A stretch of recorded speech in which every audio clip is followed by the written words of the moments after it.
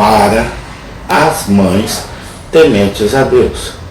Parte 11, dia 5 de dezembro de 2025.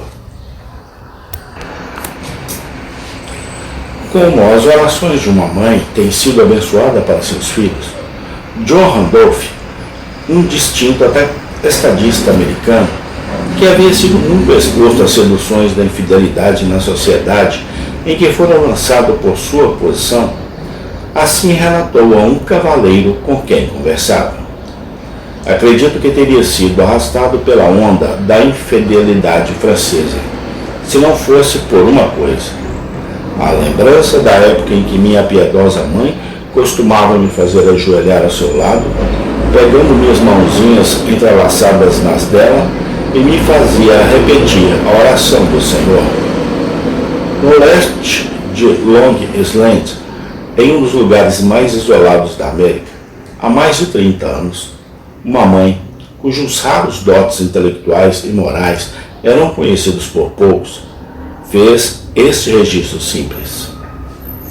Esta manhã, levantei-me muito cedo para orar por meus filhos, e especialmente para que meus filhos sejam ministros e missionários de Jesus Cristo. Alguns anos depois, uma amiga presente descreveu assim a hora da morte daquela mãe. Devido à extrema fraqueza, sua mente vagou e sua conversa foi interrompida. Mas, ao entrar no vale da sombra da morte, sua alma se iluminou e dourou sua escuridão.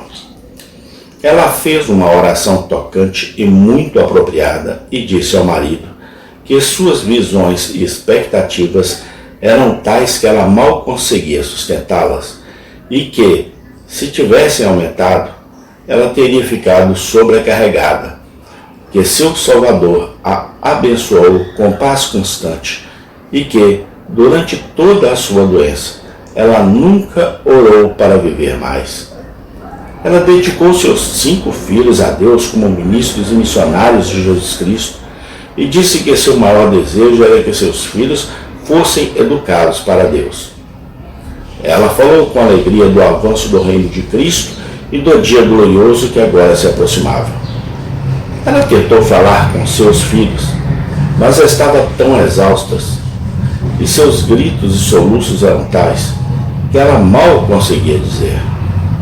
Seu marido então fez uma oração na qual a devolveu a Deus e dedicou a ele tudo o que tinham em comum.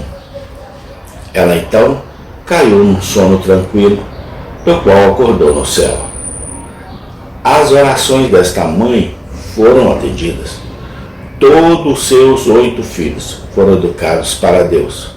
Seus 5 filhos são todos ministros e missionários de Jesus Cristo. E o falecido reverendo George Beeker e o primeiro de seus descendentes a quem ela acolheu no céu. E uma de suas filhas, a senhora já mencionada nesse discurso, que alcançou fama mundial por sua comovente história contra a escravidão. Nessa senhora e em seu trabalho, bem como em seus irmãos, capazes e cultos, vemos o fruto das orações de uma mãe.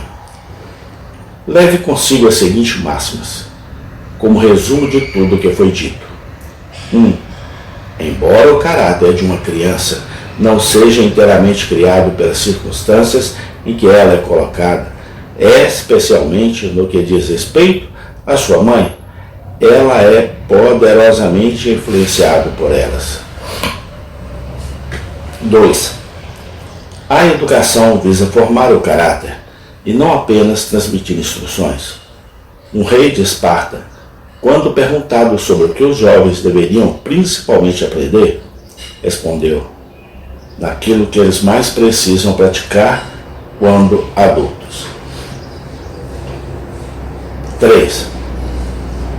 A obediência é a primeira coisa que uma mãe precisa ensinar, primeiro tanto na ordem quanto no tempo. É a base de todo o resto.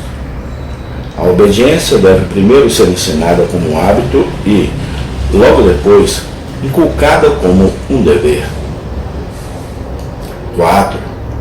A mãe deve cultivar assiduamente o espírito de curiosidade na criança. Em vez de sempre incentivá-la a aprender, deve incitar seu desejo de aprender. 5. Às vezes é preciso negar às crianças seus desejos, mas nunca apenas com o propósito de ensiná-las a se submeter, tirando delas algo que as agrada. 6. Hábitos de trabalho e o amor por atividades úteis devem ser ensinados às crianças. Elas não são tão travessas por mero amor à travessura, como se supõe. Se destrói objetos, às vezes é para fins de investigação, e mais frequentemente ainda por falta de emprego adequado, que deveria ser fornecido a elas. Desde a mais tenra infância, o amor pela indústria e a honesta independência podem ser incutidos na criança, ensinando-lhe que é honroso ser empregada de forma útil. Uma criança pequena pode sentir o prazer e praticar o dever da benevolência, fazendo algo para o conforto de um bebê ainda mais indefeso do que ela. Amém. Tem continuação. Obrigado, Senhor Deus, porque até que o Senhor tem nos ajudado e nos abençoado. Louvado e exaltado seja o teu santo nome. Amém e amém.